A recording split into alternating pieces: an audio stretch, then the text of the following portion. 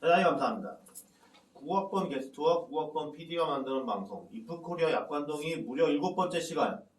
지난주에 편집본을 먼저 올리고 그 다음에 무편집본을 올리는 걸로 한번 해보기로 해서 뭐 조회수를 한번 어떻게 요만큼이라도 올려볼까 하고 해봤는데 아직 편집본 생산이 안 됐습니다. 그래서 다음 방송날 직전으로 예약 걸어놓은 무편집본이 오늘 풀렸어요. 우리가 지난주에 너무 방송을 마구잡이로 해서 그런지 편집자가 힘들실 것 같긴 해요. 반성해야 됩니다. 네, 괜히 시간만 늘리고 재미도 없는 거. 그래서 일단 이번 주에는 게스트가 몇 명한테 뭘 공유했는지 이런 걸 체크할 일이 없어요. 혹시 뭐 하는 거 있어요? 아니 이제 좀 연락을 이렇게 잘하는 사람들한테 다 얘기했고 자주 안 하는 사람 진짜 한두 명씩 얘기는 해놓고 있어요. 좀 연락 안 하고 한 중학교 친구 막 이렇게 해가지고 댓글 달린 게 없어 보이던데? 댓글은 왜 안 달는지 모르겠어요. 댓글로만 인증할 거야. 댓글로요? 댓글 많이 남겨줘 얘들아. 엄마 댓글 남겨줘. 악플 좋아. 악플을 좋아. 우리 아저씨 누구예요? 이런 거. 자, 뭐 어쨌든 늘 얘기하지만 이건 게스트 탓이 아니고 우리 탓이다. 그래서 그냥 이번 주부터는 무편집본부터 일단 먼저 올려서 게스트한테 충분히 장사할 시간을 주는 게 좋을 것 같아요. 어떻게 생각하세요, 게스트? 열심히 장사하겠습니다. 좋은 자세. 발품 팔아고. 지난주에는 여기서도 이제 임대차 3법, 인생 모의서, 전세 아닌 월세 뭐 이런 거 주제로 해서 방송을 했고 다른 이프코리아 방송에서도 어쩌다 보니 계속 부동산 얘기를 했고 요새 나라 전체가 아주 부동산으로 핫한 것 같아요. 네. 게스트 주변에서도 부동산 얘기 많이 해요? 저 주변에 딱히 부동산 얘기할 그럴 나이가 아니라서. 그치, 네. 근데 부동산이라고 해봤자 지금 부동산 계약한 친구가 있어가지고 전셋집 계약한 친구 있고 그거 말고는 딱히 부동산 얘기는 안 해요. 그 나이에 어떻게 전셋집을 계약해? 그 결혼했어요? 전세 아니 무주택으로 해가지고 대출받는 게 있더라고요. 아, 그래요? 네. 청년 대출. 아, 그냥 집 혼자 사는 집을. 네. 그 무수 그 자취하겠다고 그치, 무소속으로 그치. 대출 받아가지고 무소속? 무소득 청년 대출. 그럼 이자가 안 나와? 이자 조금 길죠. 그리고 이자를 월세보다 낫겠지 그래도. 그렇겠지. 훨씬 낫지 이자가. 월세보다. 그 이자를 감당하고서 일단 자취하고 싶다는 그런 친구가 있어서. 아니, 나도 그 대학교 다닐 때 처음에는 하숙을 했는데 2달 살고 나서 하숙집 아주머니가 그 2달 동안 밥을 딱 그 집에 2끼를 먹었어. 그랬더니 자기가 너무 미안해서 하숙을 못 하겠다고 나가달라고 해가지고 너무 많이 먹어서 쫓겨난 게 아니고 너무 미안해가지고 도저히 하숙을 못 하겠다. 지금 왜 안 먹었어요? 나가서 술 먹느라고? 그치. 우리 학기 초에는 그냥 신입생이구만. 신입생이니까 저녁에 술 계속 마시고 아침에 학교 가고 계속 약속 있잖아. 신입생은 뭐 그런 걱정을 하지. 자, 뭐 어쨌든 이슈를 최대한 쫓아가서 그런 떨어지는 콩고물 조회수라도 먹기 위해서 우리 영세 유튜브 채널도 노력을 해야 됩니다. 조회수 200만 한번 됐으면 좋겠어요. 200만이라고 하니까 2밀리언을 얘기하는 것 같은데 2밀리언을 얘기한 게 아니고 200만. 플리즈 200. 아, 또 헌드레드만. 그런 거죠. 어쨌든 뭐 우울한 얘기고. 어쨌든 오늘의 주제는 뭔가요, 게스트? 네, 오늘은 세금 특집입니다. 네, 세금. 네. 세상에 피할 수 없는 게 2개 있다. 죽음과 세금. 이런 말이 있죠. 이런 말 들어본 적 있어요? 들어본 적 있죠. 엄마 아빠한테 많이 요즘 세금 많이 들어간다고 엄마 아빠가. 아, 그치. 이거는 외국 말이죠? 외국 말이죠? 네. 죽음과 세금. 이거 봉건 시대에 나온 말일 거야. 영주가 이런 영주가 이런 거 있을 때 그때 나온 말이 아마 이런 말인 걸로 알고 있어요. 요새 핫한 부동산 이런 것도 정책 이런 게 다 세금 문제가 많이 얽혀 있는 거죠. 게스트는 세금 내본 적이 있나요? 뭐 어디 가서 자릿세 내는 이런 거 말고. 저는 알아야 되는 아무래도 거. 알바를 했으니까 알바에서 아, 떼어가는 그치. 네. 원천징수. 원천징수. 3.3%. 네, 그거 뜯긴. 요즘 기본소득이 높으니까 그걸 떼고 주는구나. 네. 아니 옛날부터 아니, 떼고 줬어요. 뛰는 거예요. 죄송합니다. 저는 그게 그 돈을 주는 사람이 내게 돼 있어요. 내게 돼 있는데 그러니까 끼고 우리는 시간당 얼마 하고 나서 이제 그 내는 거는 그 사람이 알아서 했거든. 저거 되게 좋은 사업주를 만났었네. 좋은 사업주. 이건 짤 없어요. 그 사람이 안 냈을 거야. 그럴 수도 있고. 너무 작으면은 너무 작아서 그것도 안 된대. 일용직으로 들어가면 이게 일당 10만 원인가 있나 몇만 원이 있었는데 하루 벌어 하루 먹는 그런 직종에 계셨는데 그러면 안 된대요. 그때 언제였어요? 그때가 갑자기 89년이죠. 궁금해지네. 그때는 89년. 요새는 법이 달랐을 거야. 그때는 3.3%가 아니었을 수도 있어. 그때는 월급을 봉투로 주던 시절이잖아. 그 월급 봉투라는 게 있다는 걸 그 노란색 그 봉투. 아빠 월급 날이면 통닭 한 마리 사. 아, 그렇지. 옛날에 사극 같은 거지. 요즘은 보통 돈을 못 봐. 바로 계좌로 숫자로 그냥 찍히고. 숫자만 찍히고 메일로 숫자 얼마입니다. 어쨌든 그런 직종에서 그런 시절에서 탈세도 아니고 그런 건 뭐라고 그래야 돼? 아니 왜 탈세가 아니라 그 사람이 세금을 내는 거지 그냥. 그러니까 게스트는 낸 적이 이 나이에 세금을 내본 적이 있었을 거고 형님은 세금을 내지 않았을 거라. 그 차이가 있네요. 뭐 세상이 그러니까. 하여튼 게스트 나이 정도 되면 직접적으로 세금 낼 일은 없어 보이긴 해요. 세금은 쉽게 말하면 나라가 국민들을 상대로 삥을 뜯는 거예요. 좀 전에 얘기한 자질세 이런 건 사실 다를 게 없어요. 그게 국민들의 합의에 의한 법에 기반한 거냐 아니면 그 형님들의 폭력에 기반한 거냐 이런 차이는 있겠지만 본질은 삥을 뜯는 거다. 좋게 말하면 수수료고 그 뭐 잘 뜯어가서 잘 쓰면 좋은 나라 그 뜯어가서 지들이 헤쳐먹으면 나쁜 나라 뭐 대충 그런 거죠. 그래서 이거와 관련된 이프코리아 영상은 정책 아카데미 정화 온라인 2편 재정금융편에 있습니다. 혹시 봤나요, 게스트? 네, 오늘 보고 왔습니다. 네. 착실하네. 철저해. 그 재정이 그걸 어떻게 보고서 공유를 해야지. 지식을 너무 압박하는 거 아니야? 그러니까. 일단 가출하겠어. 나가 찌라시다 돌려. 200을 채워와. 내용을 잠깐 설명해봐요. 봤어. 내용이요? 그 재정이라는 게 재정을 담당하는 부서는 기획재정부고 재정은 어떻게 그 우리나라에서 그 자원의 효율적인 배분하고 그 소득의 재분배 그리고 경제 안정을 위해 이렇게 재정이 중요하다. 그래서 국세청에서 돈을 받아와가지고 기획재정부에서 돈을 쓰는데 그런 예산 심의 같은 거는 국회에서 하고 있고 또 금융은 그 금융에서 금자는 돈을 의미하는 거고 융자는 녹아내리는 걸 의미해가지고 돈을 아주 그 쓰려는 사람한테 잘 주는 거다 금융은. 네, 그래서 그런 내용이었습니다. 훌륭하네. 봤네 진짜. 그러니까 진짜로 봤네.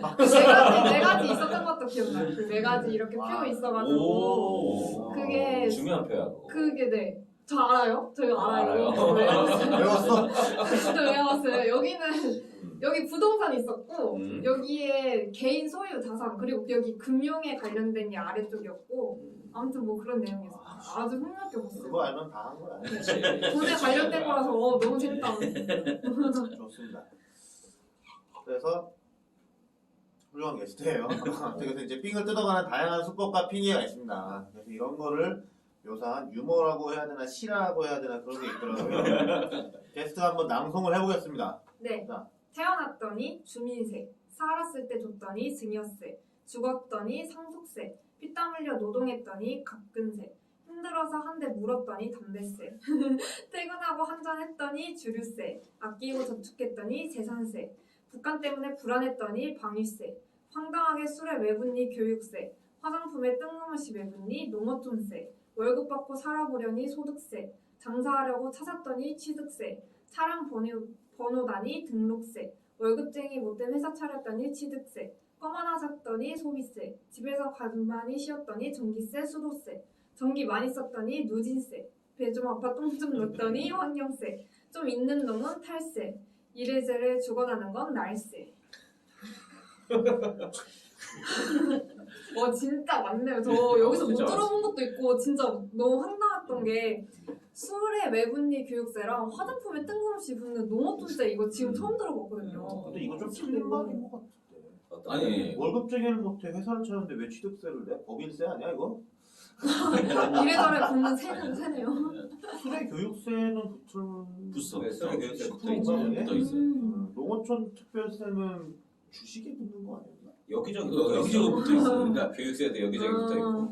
교육세, 농어촌세 이런 거는 우리가 모르게 다 붙어 있어. 교육세를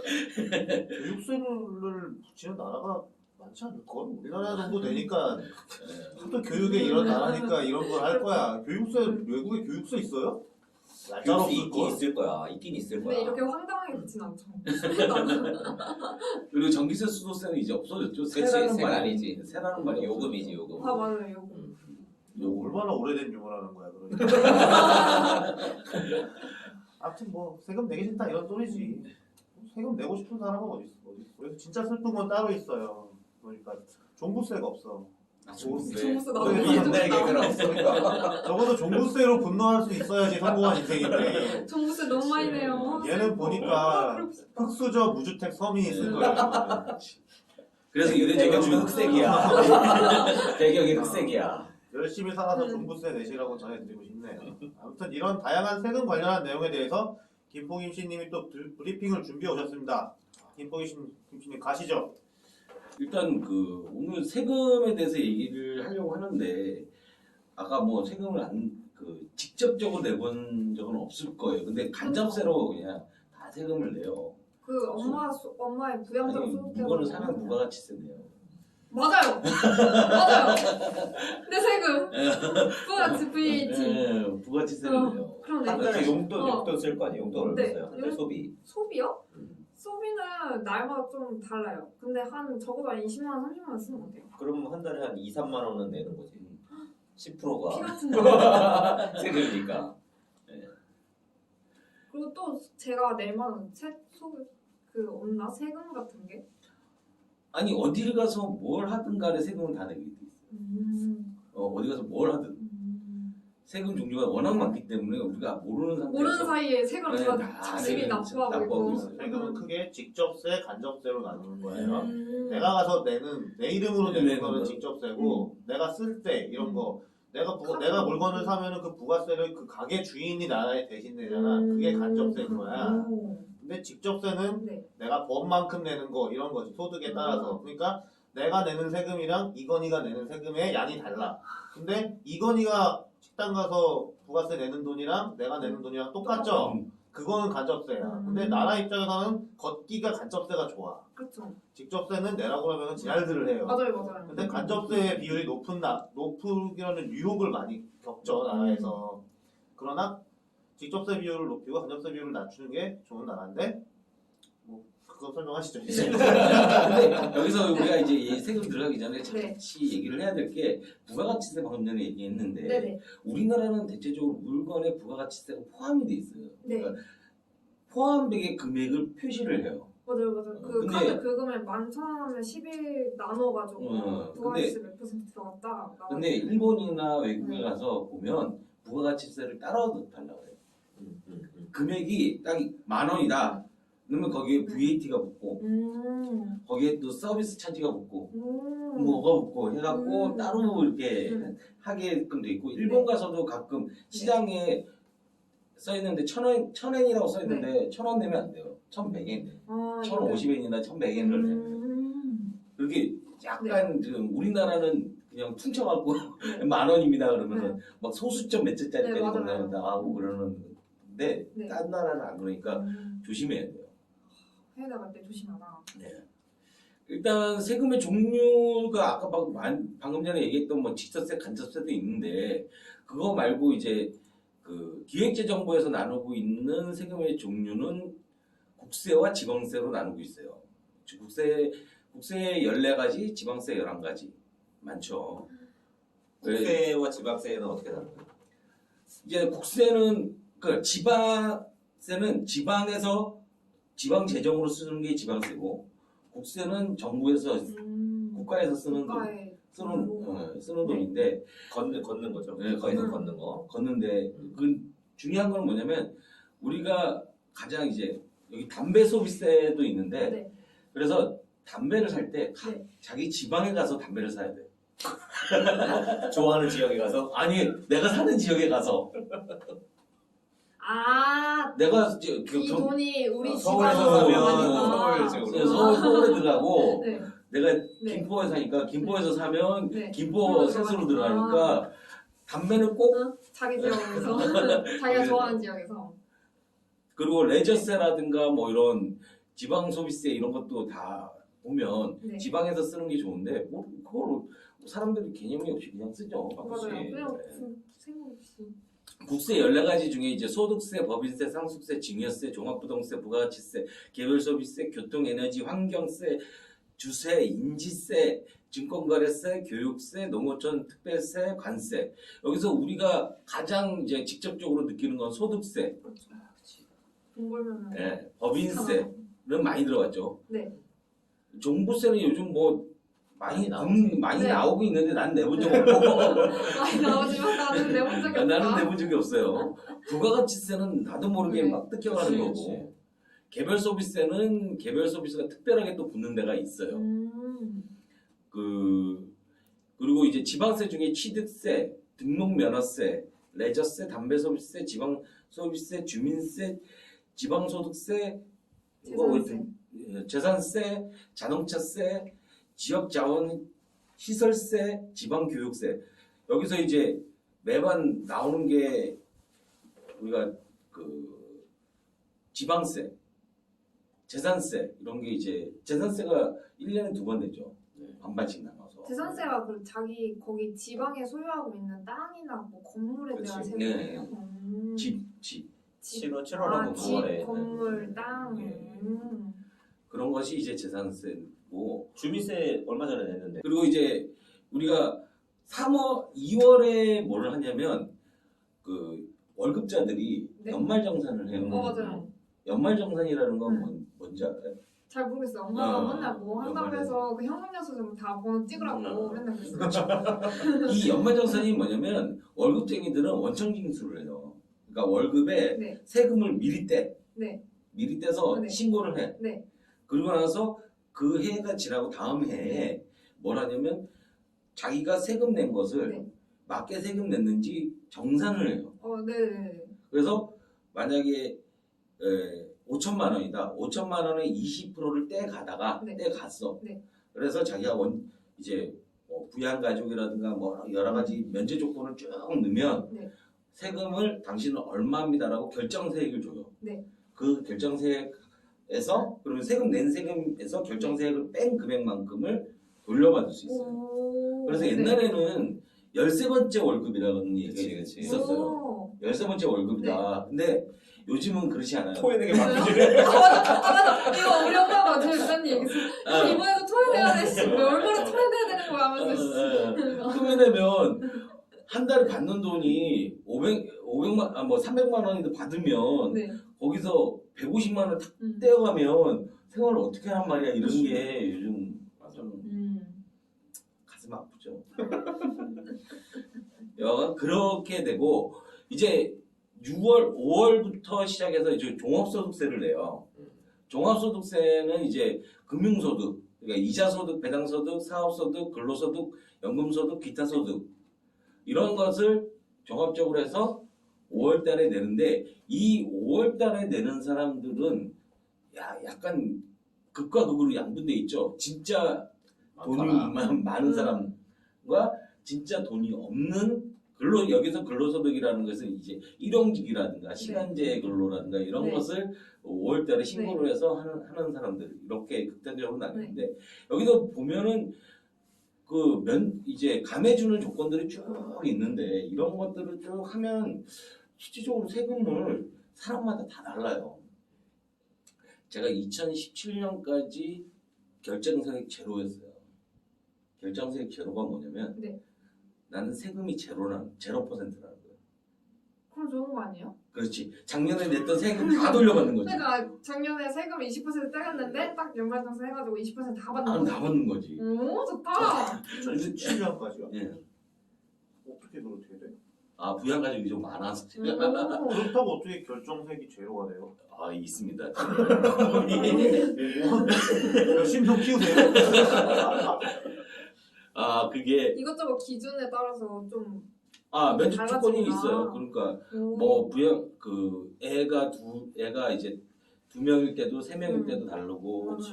그리고 그 이제 위로 부양할 70대 이상인 노무가 네네네. 계시냐 안 네네. 계시냐도 다르고 그것도 뭐 여러 가지 조건들을 잘 따져봐야겠다. 넣으면 이제 종합소득세의 세율을 보면 1,200만 원 이하는 뭐 6%, 4,600만 원 이하는 15%, 8,800만 원 이하는 24%, 1억 5천 이하는 35%, 3억 이하는 38%, 5억 이하는 40%, 5억 초과는 42%.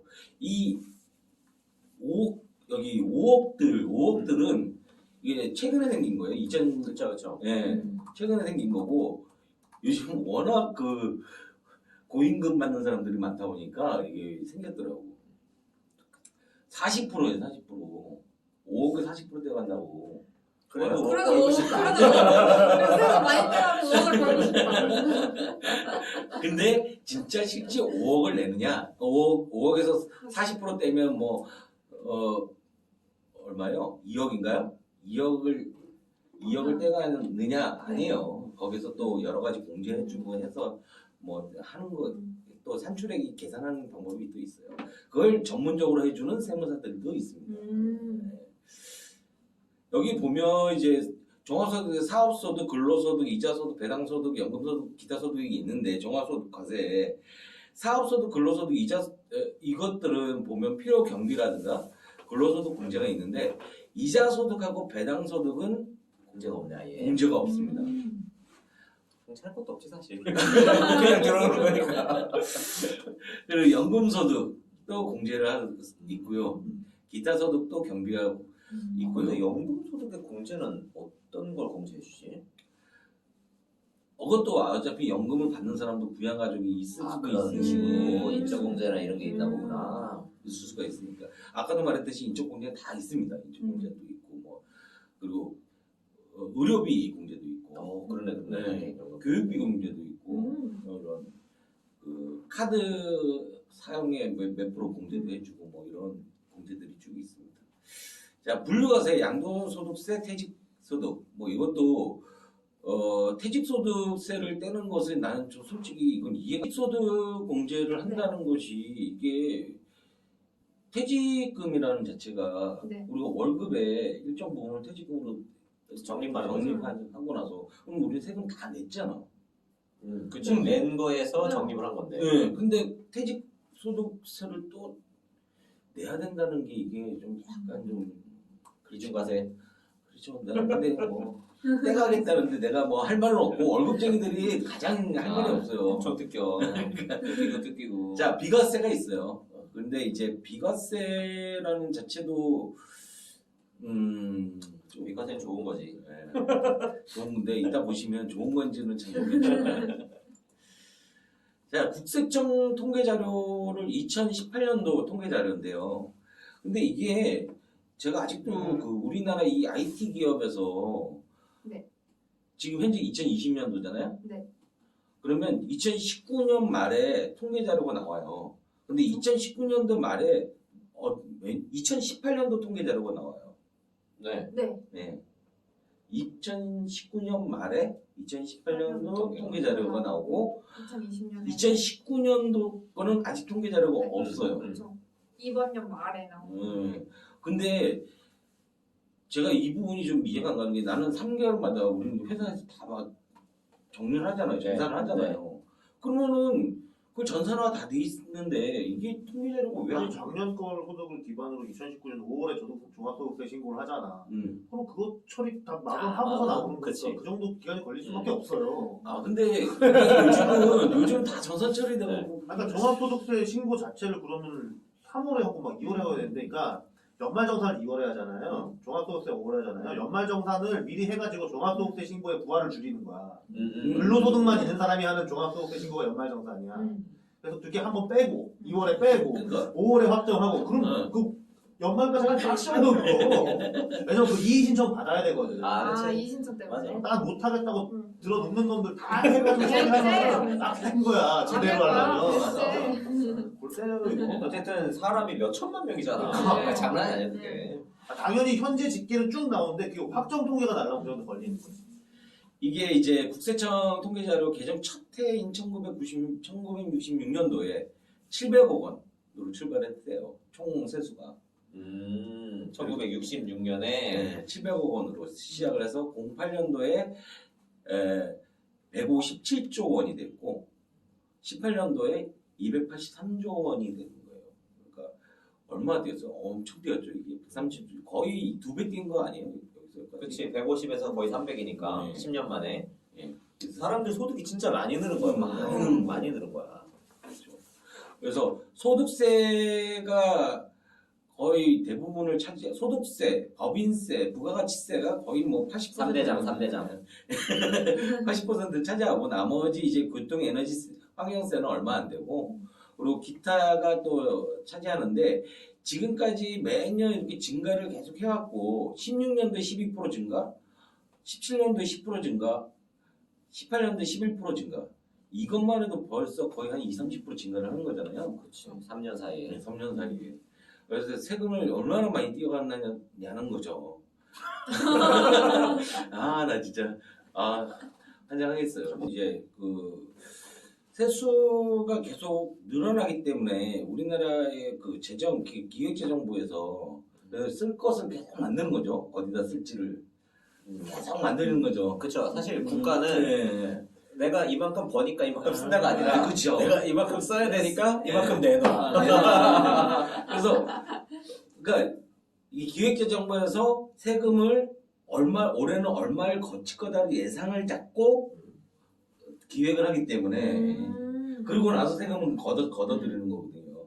그래서 이번에 세금이 모자란다 그러면 뭐 이제 연말정산 하기 전에 이제 뭐를 면제를 없앤다 어쩐다 뭐 이런 또 얘기를 막 하죠. 그러면 또 싸우고 뭐 하는데 기본적으로 지금 1%씩 한 성장을 해왔기 때문에 2019년도에도 11% 정도 성장을 할 거다. 근데 문제는 이제 2020년도에 그만큼 성장할 수 있을까라는 게 이제 가장 큰 소득이 늘어야 저것도 할 수 있을 텐데 그렇죠. 지금 줄어들 수 있는 게 부가가치세잖아요. 소비를 줄이니까. 소비를 줄이니까.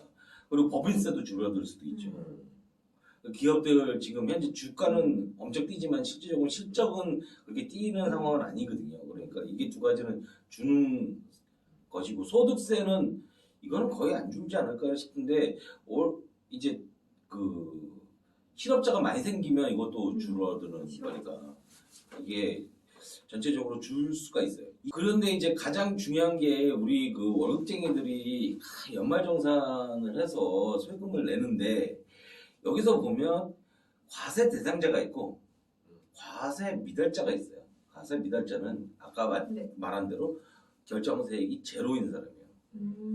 과세 미달자? 응. 요즘은 안 되고 제 할머님도 안 계시고 뭐 해서 힘들고 근데 과세 미달자가 거의 40%에 육박을 해요. 2018년도에. 그러니까 돈을 버는데 세금을 안 내는 사람이 예. 1,000만 원 이하인가 그랬는데 옛날에. 1억 이하도 있습니다. 과세 공제를 많이 받으니까. 네. 그러니까 이것저것 과세 표준이 1,000만 원 이하면 안 되는 거 아니야? 그거는 이제 월급쟁이 1,000만 원 이하 받는 경우는 거의 없고 그건 종합소득세에 근로소득을 하는 사람들이 1,500만 원 이하는 그죠. 더 88만 원 세대 이런 게 걔네들이 괜히 88만 원이 아니고 88만 원 정도 주면은 걔네가 세금을 안 내고 뭐 이렇게 돼서 그게 대충 그거 언저리라고 하더라고. 근데 이제 이 근로소득 연말정산을 하시는 분들 중에서도 40% 정도가 과세 미달자 제로고 이게 평균적으로 임금을 보면 09년도에 2,585만 원 정도 됐는데 2018년도에 3,669만 원이 됐어요. 그러니까 연에 120만 원씩 평균 소득이 올라갔어요. 120만 원, 연에 120만 원, 한 달에 10만 원 정도, 연에 120만 원 쭉 올랐는데 10년이니까 1,200만 원 정도가 올라간 거죠. 그렇게 해서 올라갔고 그 평균 임금이 올라갔다는 것은 어차피 그 매년 우리가 3, 4%씩 그 임금 협상을 하거든요. 월급을 올려주는 3, 4%도 있고 그 이외에도 또 요즘 그 최저임금이 올라가면서 이게 치고 같이 올라가는 경우도 있어요. 그러니까 최저임금 받는 사람이 오히려 역전되는 그런 현상 때문에 올리는 경우도 있고 해서 올리는데 여기서 보면 그 주소지별 평균 급여를 제가 확인했는데 울산이 제일 높아요. 4,300만 원. 세종이 4,200만 원. 공무원들 역시 쌓이고만. 서울이 4,100만 원으로 서울이 상위 세 번째예요. 그러니까 울산에 월급 많이 받는 사람들이 많다는 얘기죠. 근데 이게 사실 서울은 인구가 엄청 많잖아요. 근데 평균이 저 정도 나온다는 건 아마 중간값 이런 걸로 바꾸면 서울이 더 많이 높을 것 같긴 하네요. 그거는 있죠. 그거는 있는데 이제 평균 내서 이런 대비 평균을 냈을 경우에 그런 거고. 그리고 우리가 지금 가장 이제 그 급여를 내면서 가장 안타까운 거는 이제 이 결정세 제로인 사람들이 어떤 사람인지를 좀 확인을 해봐야 되지 않을까라는 생각을 해요. 왜 이렇게 13년에서 14년 가면서 과세 비단이 늘었어요? 그게 우리 똑똑하신 분이 이거를 조정을 했죠. 그거요. 뭘 조정했다는 거예요? 이게 박근혜 정부 아니에요? 박근혜 정부 때? 그러니까 이때 뭔 일이 있었다는 거예요? 사실 저때 원래 저 소득 공제 이런 걸로 세액 공제로 그게 그치 바꿨지. 소득 공제, 세액 공제로 바꾼 게 이때예요. 근데 이때 뭔가 세법이 크게 변화가 있었구만. 그래서 그걸 떼우려고. 근데 어떻게 과세미달 그때 줄인다고 했던 건데 더 늘었네 실질적으로는. 여기 뒤에 보면 자료가 더 웃긴 자료도 있어요. 이게 갑자기 확 늘었어요. 늘었는데 저도 이걸 는 이유를 찾으려고 했는데 결국 기사에서 못 찾았어요. 뭔가 삽질을 해가지고 그거를 떼우려고 뭐 다мет세를 올린 건가 그거? 이게 이상하네. 그래서 이 부분이 왜 여기서 이렇게 바뀌었는지 저도 찾아보려고 했는데 못 찾았고 그 몇 번 시도를 했는데 힘들어서 못 찾겠더라고요. 비밀인가 봐. 국가기밀. 어쨌든 13에서 14에서 뭔가 변화가 된 게 있어. 자, 근로소득 규모별 현황인데 이게 무슨 얘기냐면 그 1,500만 원 이하, 3,000만 원 이하, 4,000만 원 이하, 6,000만 원 이하, 8,000만 원 이하, 1억 이하, 1억 초과 이렇게 해서 나눠놨는데 1,500만 원 이하는 굉장히 많이 줄었어요. 44.8%에서 24.5%로 1,500만 이하 사람들이 굉장히 많이 줄었고 3,000만 원 이하 사람은 24.5%에서 31%로 좀 증가를 했죠.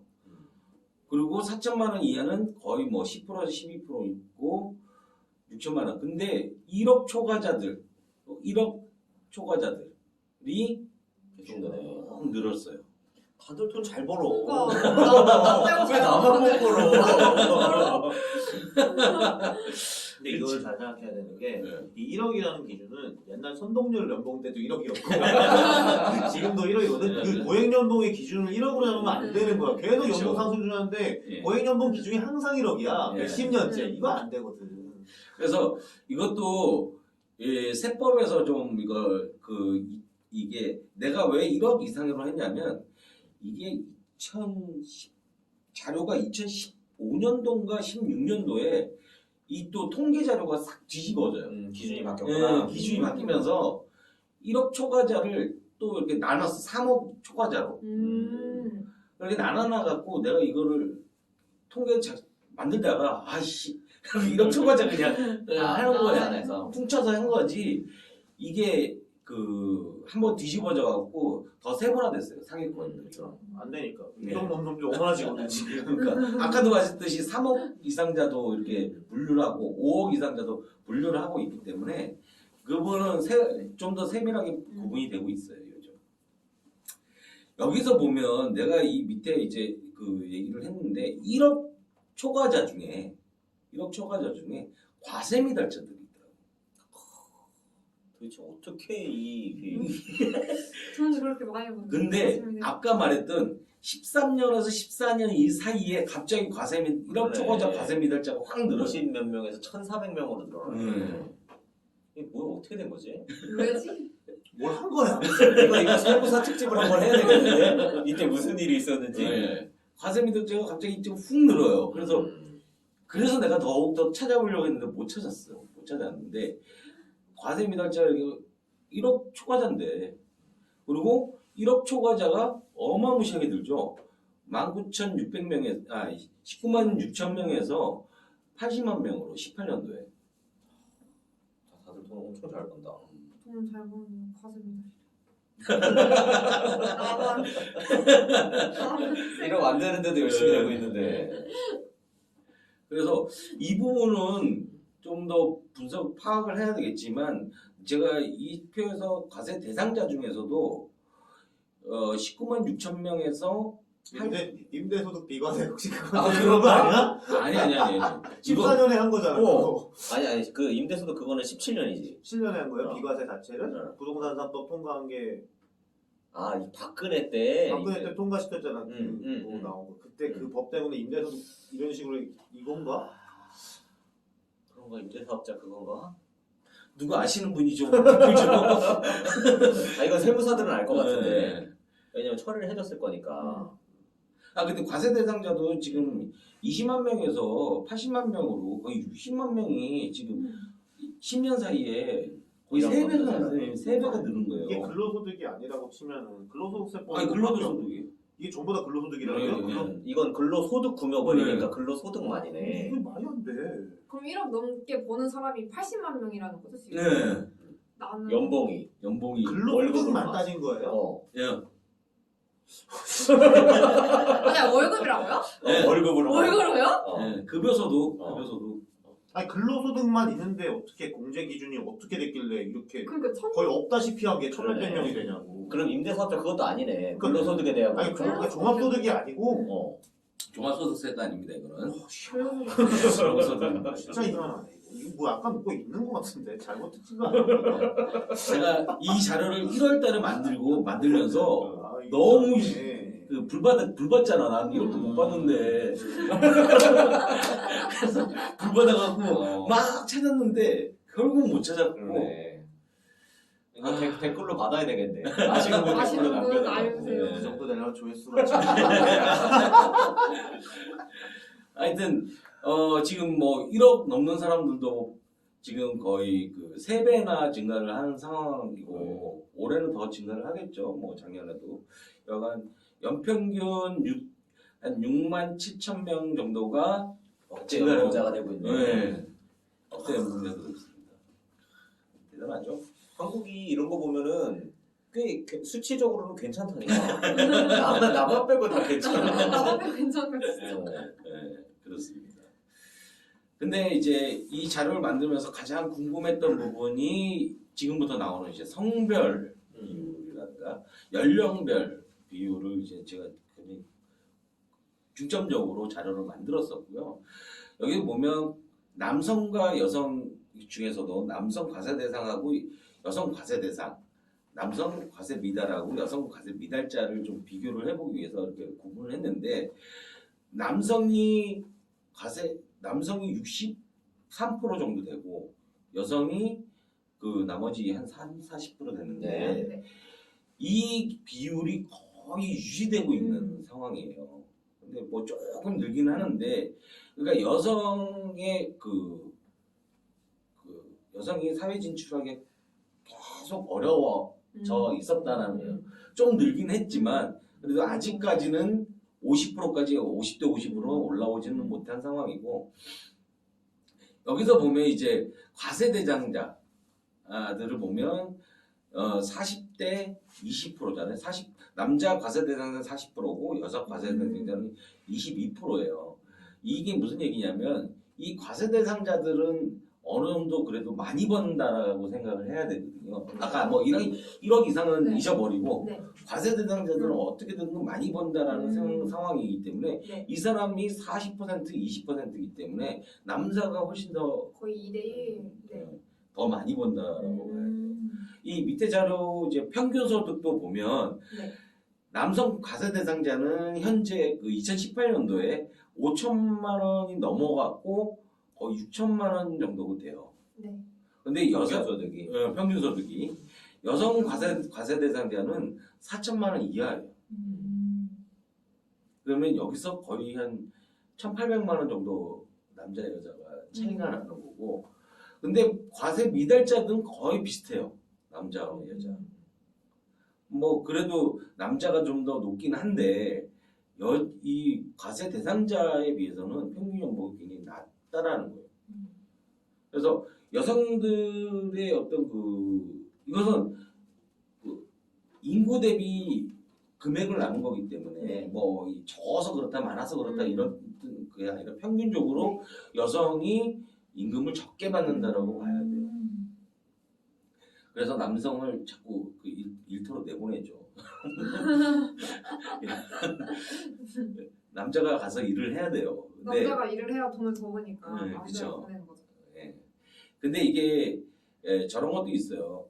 그러니까 여자들의 이제 그 경력 단절이라든가 이런 부분이 있기 때문에 네. 그리고 여자들은 결혼을 하고 나서 일정 기간 이제 사회생활을 안 하면 다 완전히 다른 일을 네, 찾게 맞아요. 되는 그쵸, 그쵸. 예, 그런 것들이 많기 때문에 뭐 이런 현상이 발생하지 않나라는 생각. 방금 전에 이제 연령별로 이제 얘기를 했는데 예, 이제 근로소득을 하는 연령이에요. 근로소득을 비유 29세 이하.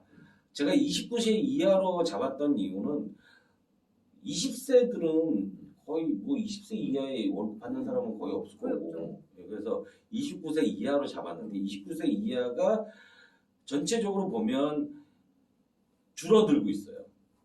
지금 현재 20%고 예전에 25% 정도였는데 09년도에 25%였는데 29세 이하가 점점 줄어들고 있어요. 인구가 줄기 때문에 이런 현상도 발생을 하겠죠.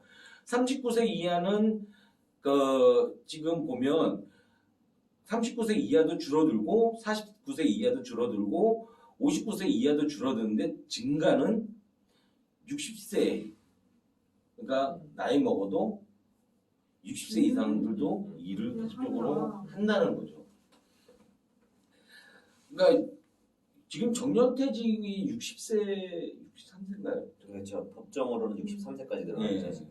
그런 것 때문일 수도 있어요. 계속 늘어나고 있고 비율적으로 봤을 때 굉장히 많이 지금 거의 11% 정도가 60세 이상의 근로소득을 내고 있다는 거예요. 그리고 이제 연령별 비율인데 여기서 좀 우리가 좀 봐야 될 게 뭐냐면 여성이 60세 이상 부분에서 여성 증가율이 뚜렷하게 나타나요. 17년, 18년 되니까 남성 9% 증가를 하고 9.8%, 10% 정도 증가하는데 여성은 16% 이상을 증가를 해요. 15년에서 16년 사이에 30몇 프로 이건 뭐야? 뭔 일이 있었던 거야? 이때는 뭔 일이 있었던 거야? 이거는 아마 그때 퇴직 아니면 전년도에 줄어가지고 이게 조금 그런 거 아닐까? 네, 전년도에 줄긴 또 왜 줄었어? 그게 이런 걸 하나하나 따질 수 있을 것 같아요. 사람이 줄어든 것도 아니고 이게 14, 15 이때 뭔가 있어 이때 뭔가 기묘한 뭐 그런 건가 보다. 어. 그래서 보면 지금 제가 이 자료를 보고 중점적으로 봤던 거는 여성 60세 이상이 그 16% 정도씩 증가를 한다는 자체가 이제 남성들보다 여성이 60세 넘어서 사회 진출하는 게 더 많아지고 있다는. 사회 진출이라고 왜 60세 사회 진출을 뭔가 사회 진출이라기보다는 아니 사회 진출 살고 사신 분들인데 아니 그러니까 그래서 여기서 단어를 좀 바꿔야 사회 진출이라기보다는 돈을 안 벌면 안 되는 상황이 됐다라고. 그치. 그러니까 이걸 17년도에 문재인 정부 집권해가지고 일자리 공공부문 일자리 늘리면서 거기에 아줌마들이 할머니들이 많이 간다 이런 식으로 생각할 수 있을 것 같은데 그걸 사회 진출이라고 하기에는 좀 그리고 근데 이거 59세 그러니까 50세들도 남성보다 비해 많이 많이 늘었어요. 네. 많이 네. 차이. 그래서 이렇게 50세 이상의 여성분들이 다 이제 많이 이렇게 일을 자리를 찾아서 나가는데 과연 이분들이 돈을 제대로 좀 생활할 만큼 버실까? 이런 부분이 좀 의문이 많이 들더라고요. 그냥 나이를 먹어서 50세로 편입된 걸 수도 있잖아. 49살이었다가 여태까지 49살까지 일 안 하다가 50세가 돼가지고 딱 일을 하기 시작한 게 아니라 이 그래프상에서 이게 올라간 거면 올라가는 수도 있는데 60대 이상은 그럴 수 있다고 보는데 50대가 많아진 거는 그건 뭐 그냥 자연 상승이라고 볼 수 있을 것 같아요. 이 구조상으로 봤을 때 50대, 60대가 많잖아 인간이. 그렇지. 그래서 이렇게 올라갈 때 지금 15년, 16년 있다가 베이비붐 세대가 60세로 이렇게 진입하기 시작하는 그 시점이잖아요. 그러니까 베이비붐 세대 자체가 인구가 많기 때문에 60대로 편입되는 인간이 많아지는 거야. 그러니까 15년, 16년 이때 이제 베이비붐 세대가 55년, 60년 했을 때 이때 인구 많은 애들이 쭉 올라가는데 일을 안 관두고 있으면 그냥 많아지는 거가 아닐까? 근데 저번에 우리가 베이비부머 세대, X, Y, Z 세대를 얘기를 할 때 베이비부머 세대들이 인구가 많다라고 얘기 안 했잖아요. 오히려 X 세대가 인구가 훨씬 더 많고. 아니. 근데 연도별로 따지면 그때 태어난 인구가 확실히 많아요. 15% 그때도 이제 15세 단위로, 15년 단위로 잘랐잖아요. 근데 15년 단위로 저 잘랐을 이 때. 위에는 60대는 이상 전체 통을 쳐버리니까. 그러니까 50대는 들어오는 만큼 빠지기를 하는데 60대 이상은 빠질 구멍이 없잖아. 그러니까 숫자로 치면 쭉 늘어나는 거지. 만약 이게 70대가 있다 그러면 얘가 달라질 거야. 그게 제가 이 통계를 70대나 80대도 있는데 나와요? 조금 나오네. 되게 근데 너무 작아서 그렇지. 그걸 그냥 툭 쳐버리는 상황이 너무 작아요. 근로소득이니까 이렇게 나이가 다 파악이 돼요. 네. 답하기. 근로소득은 무조건 신고니까. 그리고 보면 이제 연령별 평균 소득인데 연령별 평균 소득을 보면 그 30세 미만 30세 미만이 거의 한 평균입니다. 평균 소득이 30대 미만이 60세 미만보다 작아요. 그거는 조금 문제다. 뭐가 작다고요? 60세보다 30대가 연령별 평균 소득이 네. 30대 미만이 60대 60대 미만보다 60대 이상보다 작다고? 네. 아, 60세 이상보다 작아요. 할수 있잖아. 근데 이 30세 미만들이 받는 평균 연봉이 현재 2,100만 원 정도? 근데 60세 이상이 받는 평균 연봉이 한 2,700만 원 정도? 평균은 그거 안될 것 같아. 근데 어차피 뭐 대기업 중역 출신도 있긴 있긴 하지. 하지. 근데 그 대기업 중역들은 전부 다 거의 계약직이잖아요. 어쨌든 30대 미만. 그건 근로소득에 안 들어가요? 종합소득세. 뭐 사업소득으로 들어가는 거야? 아니. 그러니까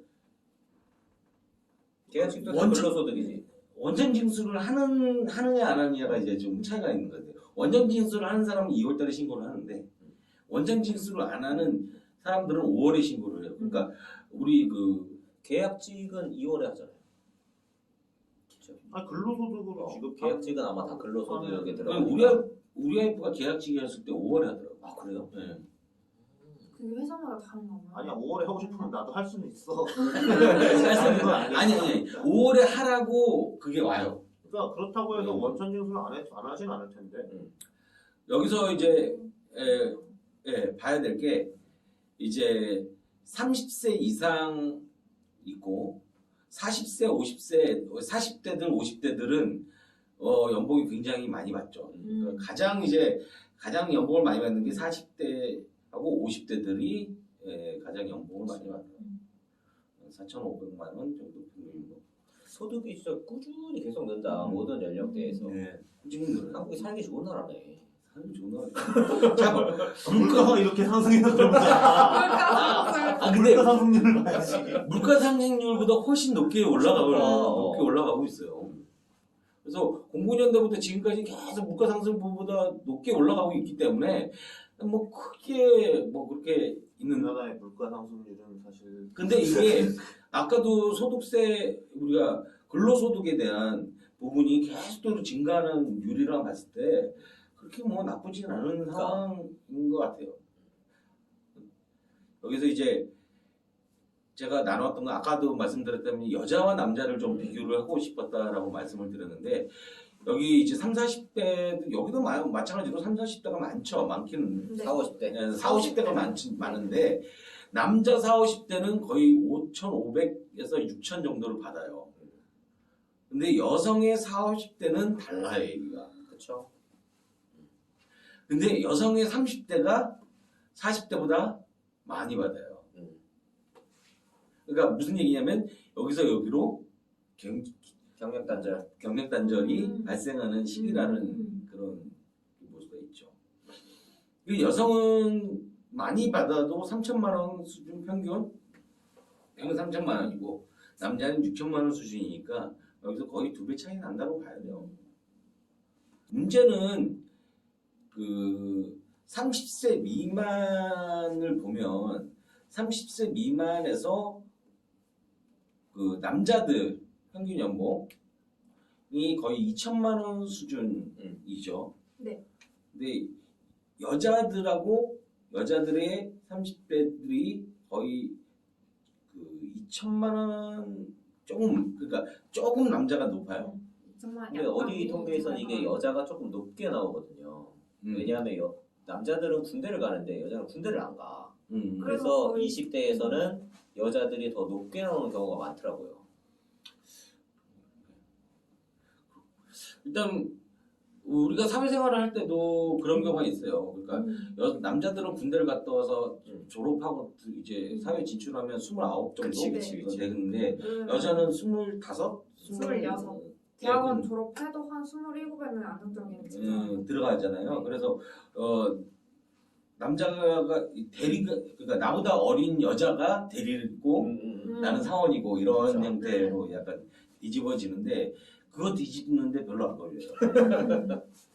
30대만 넘어가도 바로 급여 차이가 나더라고요, 남자 네. 여자가. 예.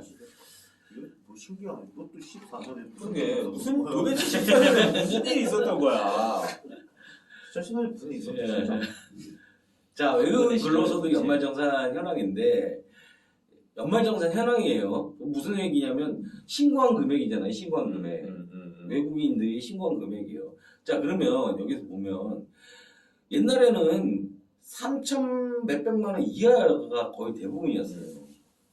근데 지금은 훨씬 더 높아요.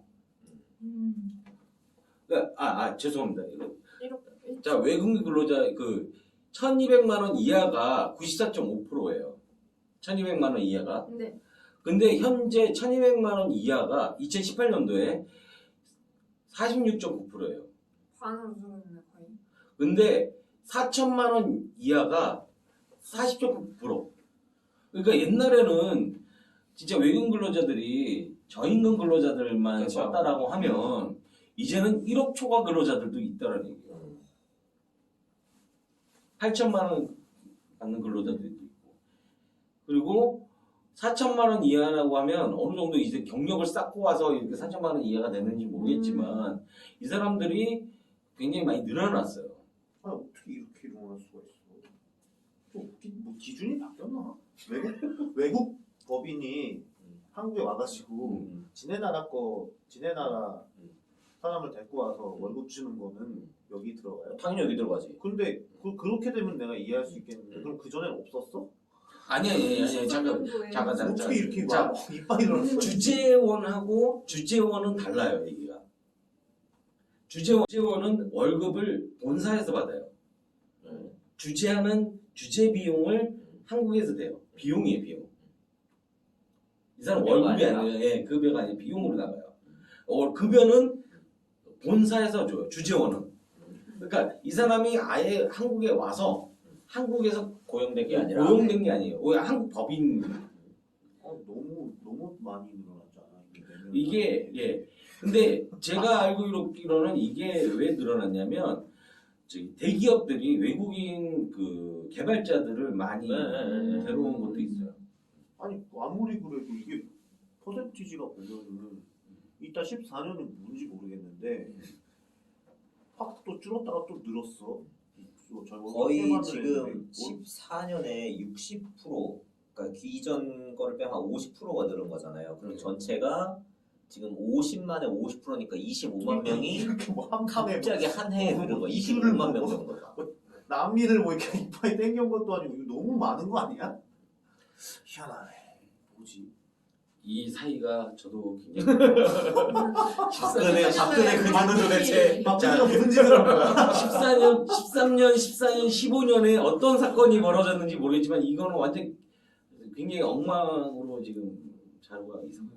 근데 이거를 제대로 설명을 못하면은 방송 냈다가 개망신 당할 수 있어. 아니 우리는 통계대로 얘기했을 우리 뿐이고 통계대로 얘기한 거야. 이상하니까 이거 아니, 원인을 이게- 밝혀야 돼. 그러니까 이거는 진짜- 원인 아니, 외국인은 진짜 이상하다. 그러니까 이거는 다른 거는 뭐 그냥 그러면은 그럴 수도 뭐 있다고 정책 알겠는데 때문에 바뀔 수 있어요. 중간에 한번 쫙 떴다가 음, 다시 또 이빨이 줄었어. 야 이건 좀 통계는 잘못된 거 아니야? 제 기초 데이터가 좀 잘못된 거 아니야?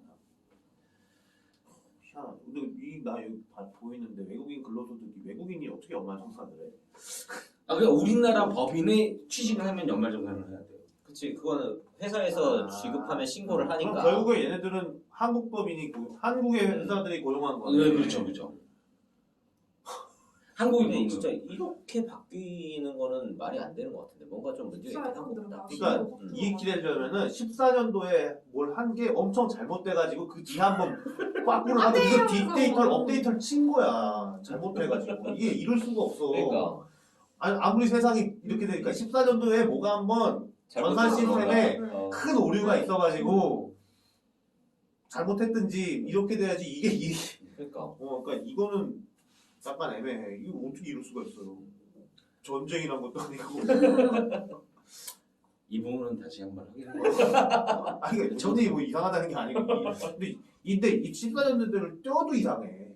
맞아 이건 너무 이상한 거고, 이거를 떼어도 이게 이렇게 늘어나잖아. 그러니까 근로소득공제에 세액공제로 바꾸는 게 이게 큰 건가? 아니면 세금 신고 안 하던 놈을 어떻게 전부 다 강제로 세금 신고를 하게 이렇게 뭔가 샘플을 확 땡겼나?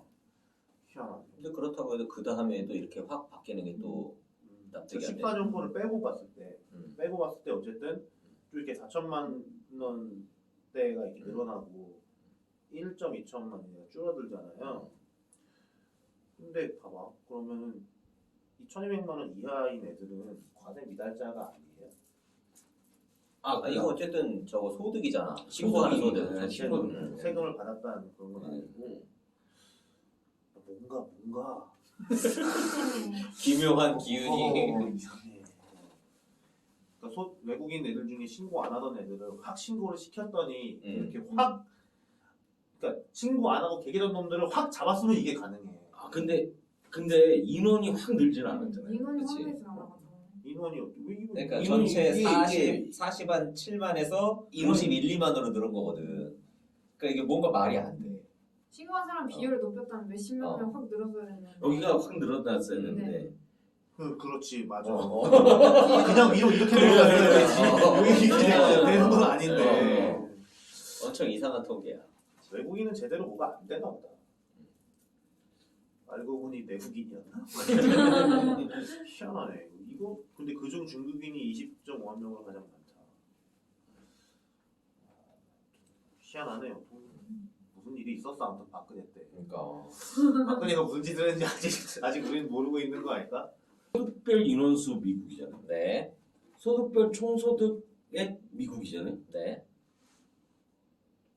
그러니까 이게 7만 5천 달러 정도를 버는 인원의 수가 한 거의 한 2천만 명 조금 안 되는 그 정도 수준인 거고 이거는 그 한 해에 벌어들이는 그러니까 요 7만 5천 요 정도를 버는 사람들의 그러니까 인원수하고 요 소득을 곱한 거예요. 그랬더니 이제 5천억, 뭐 한 7, 8천억 달러 정도가 된다. 그러니까 한 해에 5만에서 7만 5천 정도 그 버는 그 소득 사람들의 총 소득액을 합치니까 요 정도 금액이 돼서 총액으로 그거예요. 자 이제 요 일단 이해는 됐어요. 요건 사람이고 이건 돈이다. 그렇죠. 그 그러니까 사람들이 버는 돈을 다 합치면 그치. 오른쪽이 된다. 네. 그러니까 이 그래프는 이제 뭐냐 하면 우리가 앞에서 세금, 그 소득세에 대해서 이야기를 했잖아요. 근데 보니까 우리나라가 소득도 쭉 계속 늘어나고 있고 나쁘지 않은 것 같아.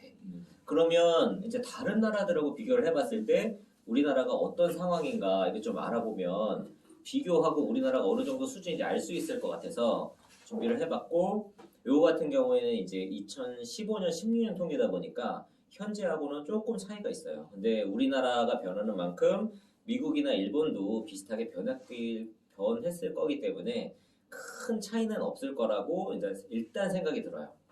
그 미국하고 일본하고 우리나라를 좀 비교를 해보면 조금만 줄여주시겠어요?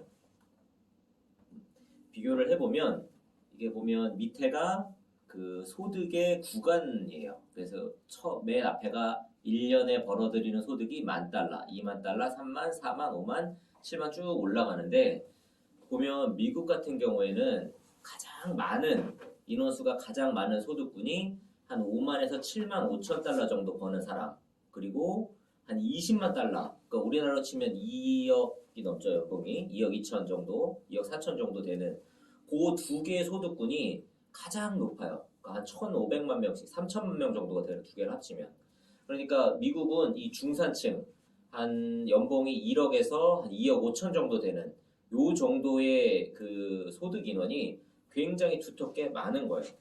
그러니까 미국이 뭐 어떻다 저떻다 해도 그 중간에 있는 이 탄탄한 중산층이 어떻게 보면 미국의 소비나 미국 경제를 딱 잡고 있는 그런 걸로 보여지고, 근데 일본 같은 경우만 봐도 지금 1,000만엔, 100만엔, 200만엔, 300만엔, 400만엔 보면은 한 2, 3, 400, 그러니까 연봉으로 쳤을 때 한 2천만 원에서 4천만 원 정도가 가장 많아요.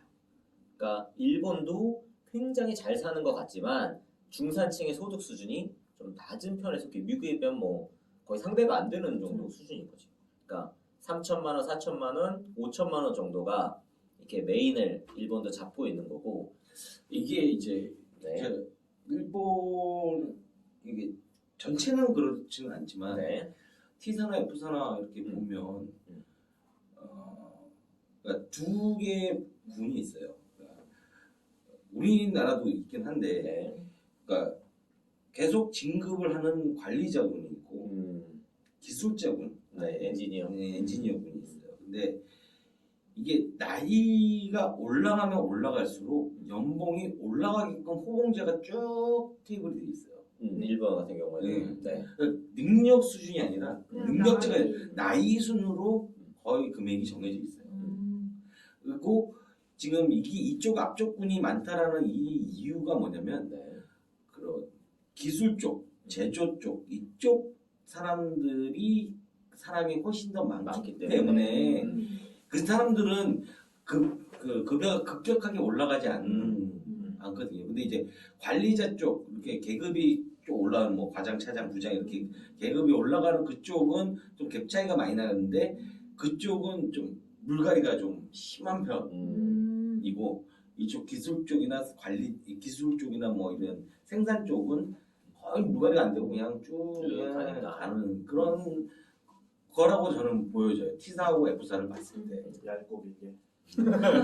그렇죠. 어쨌든 일본이 나라로서는 지금 어쨌든 세계 3위의 경제 수준을 가지고 있지만 그 국민들의 소득 수준을 보면 미국에 비해서 굉장히 좀 낮은 쪽에서 메인이 중산층이 형성이 되어 있는 걸 볼 수가 있고, 근데 한국 같은 경우에는 사실 더 심각하죠. 가장 많은 소득군이 1,000만 원 이하가 거의 600만 명, 그리고 2천만, 3천만은 거의 뭐 500만, 300만 이렇게 쭉쭉 줄어들고 있어요. 그래서 한국은 사실 중산층이 지금 아직 형성이 안 되어 있는 상황인 거죠. 한국은 아직까지도 붕괴한 거지. 그치. 그래서 미국이나 일본처럼 어떤 저 소비의 중심을 잡고 있는 이런 계층이 한국은 없는 거예요. 지금 아직까지도. 근데 이제 여기서 뭐 현장에 있는 사람으로서 얘기를 하자면 한국 같은 경우에는 그가 이제 아까도 말했듯이 많이 쳐냈잖아요. 근데 쳐낼 때 우리가 가장 그 참 이상하게 생각했던 거는 40세 이상 뭐 몇 년 근속 이상 하고 쳐냈거든. 능력을 따지는 게 아니라 나이로 쳐냈어요. 나이로. 50세 이상 뭐 이렇게 쳐냈잖아요. 근데 아까도 말했듯이 나이가 많으면 많을수록 급여가 높거든요. 그러니까 그런 분들을 쳐내버리고 그 사람들이 어디로 가냐? 월급을 급여를 받는 게 아니라 다 이제 뭐 사업 장사를 한다든가 뭐 이런 쪽으로 다 전환이 됐거든요. 이게 두 번이 왔어요. IMF 때도 있었지만 그렇죠. 금융위기 때도 있었고 그리고 요즘에도 좀 또 이제 그런 좀 흐름이 있는데 그런 식으로 막 쳐대다 보니까 이런 그래프가 나오지 않았나라는 생각이 들어요. 근데 사실 그렇게 따지면 미국이나 일본도 경제 위기가 없었던 게 아니거든요.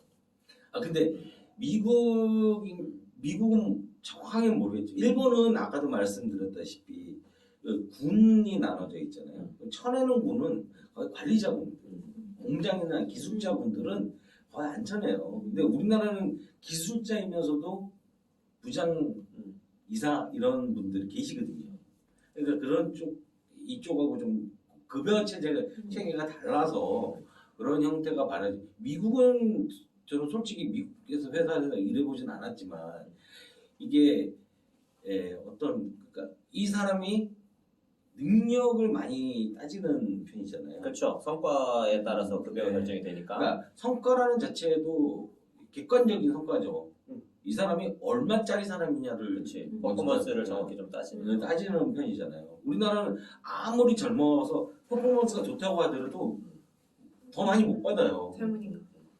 그러니까 아까 3천만 원 초봉 3천만 원, 뭐 4천만 원 받는다라고 해도 거기서 퍼포먼스가 너무 좋아가지고 이 사람이 10배, 20배를 번다라고 하더라도 이 사람이 안 늘어나거든요. 근데 미국 같은 곳은 저는 일을 안 해봤지만 약간 다른 것 같아요. 그리고 이제 월드와이드 미팅 같은 거 이렇게 가보면 40, 50대 아저씨들이 와요. 중국은 20대 중반. 그리고 한국은 이제 30대에서 40대. 근데 이 유럽이나 미국 애들을 보면 거의 40, 50대 아저씨들이에요. 근데 그러면서도 자기네들 현장에 뛰는 거예요. 우리나라는 거의 뒤에 가 있거든요. 현장에 안 뛰고. 그런 게 좀 그러니까 얼마를 버느냐가 더 중요시 여겨서 저런 차이가 나는 거 아닌가라는 생각이 들어요. 그러니까 우리나라는 그래서 열심히 일하고 싶은 마음이 안 생기는 거죠.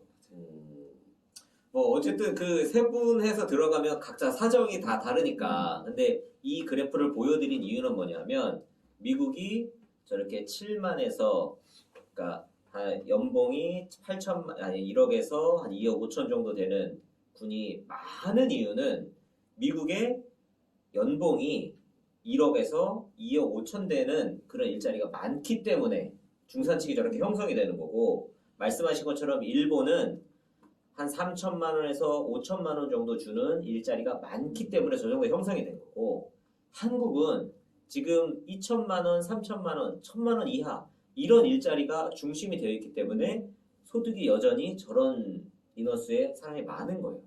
그래서 한국이 더 살기 좋은 나라가 되려면 2천만 원짜리를 넘어서 4천만 원, 5천만 원, 정말 미국처럼 연봉이 1억, 2억 이 정도 되는 일자들이 자꾸 늘어나야 소득별 인원수도 늘어나게 되는 거고, 그런 쪽으로 경제의 방향이 움직여져야 되는데 지금 한국에서는 그런 쪽으로 방향으로 가고 있다는 느낌이 안 드니까 지금 이순신 프로젝트 하는 거죠. 그치. 맞아요. 그게 이순신 프로젝트 목표인 거야. 목표라고. 이렇게 만드는 거 그치. 그래프를 미국처럼. 이거를 이렇게 만드는 게 이순신 프로젝트가 하고자 하는 방향입니다. 네. 그 밑으로 이제 쭉 내려가 보시면 하는 거죠.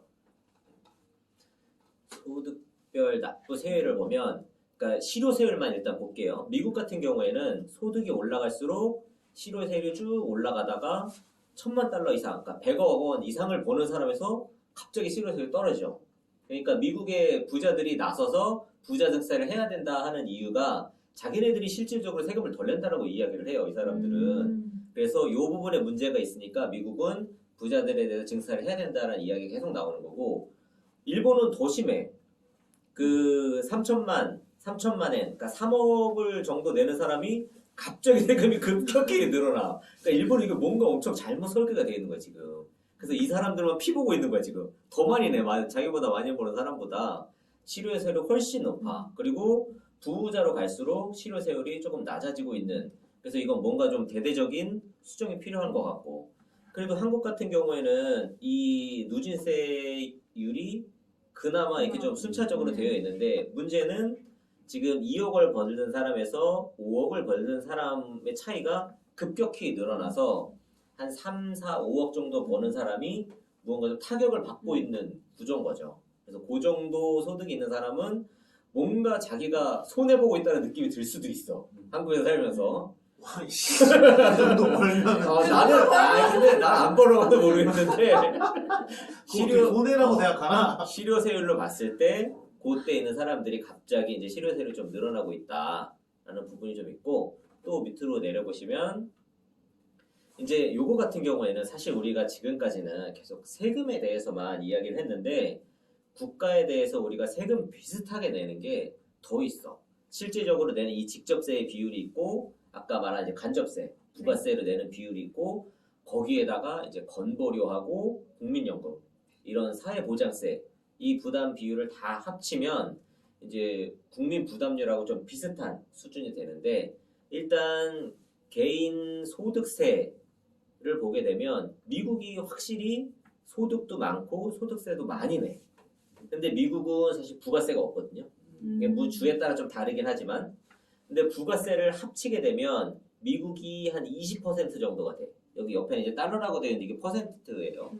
소득세하고 부가세 부담률을 합치게 되면 미국은 거의 한 20% 정도가 되고 일본은 이제 10%가 조금 넘고 한국은 거의 한 15% 정도가 되고 있고 근데 여기에다가 이제 사회보장가 건강보험하고 국민연금을 합치게 되면 거의 미국 같은 경우에는 27% 정도, 일본이 한 26%, 한국이 한 22, 3 정도. 그래서 이렇게 사회보장비까지 다 합치게 되면 얼추 비슷한 수준까지 올라가게 되는 것 같아요. 그래서 증세나 어떤 이 세금에 대해서 이야기를 할 때 단순히 세율이나 이런 것만 따질 게 아니라 이런 부가세율이라든지 사회보장 그 부담 비율이라든지 이런 것들을 종합적으로 그 살펴봐서 증세나 이런 것들을 생각을 해야 되는 그런 거죠. 그래서 한국이 뭐 세금이 엄청 낮다, 실효세율이 엄청 낮다라고만 이야기할 게 아니라 다른 부가세율이라든지 이런 사회보장 비율까지 같이 좀 통합적으로 봐서 판단을 해야 된다는 거고 어쨌든 이 표에서 현재 가장 중요한 건 앞에 이야기했던 중산층 정말 소득이 연간 연봉 1억에서 2억 5천 이 정도 사이에 이런 일자리를 양질의 일자리를 어떻게 만들 것인가 이게 사실은 국가 경제를 만들어가는 계획하는 데에서 가장 핵심적인 부분이라고 할 수 있고 이순신 프로젝트에서는 이제 요걸 하겠다. 이런 일자리를 만들어. 그렇지. 저런 양질의 일자리를 만들어내는 그런 대안을 가지고 있고 요걸 할 수 있는 사람들을 키워서 정치권을 다 물갈이해서 한국을 정말 미국 같은 저런 그래프를 만들 수 있는 나라로 가겠다. 그겁니다. 그렇게 그러려면 어떻게 해야 되겠어요?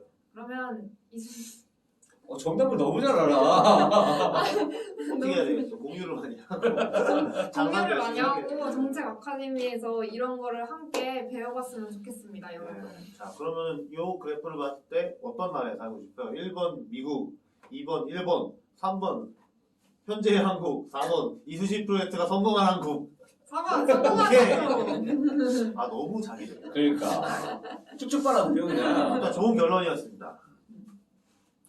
끝. 대단히 감사합니다.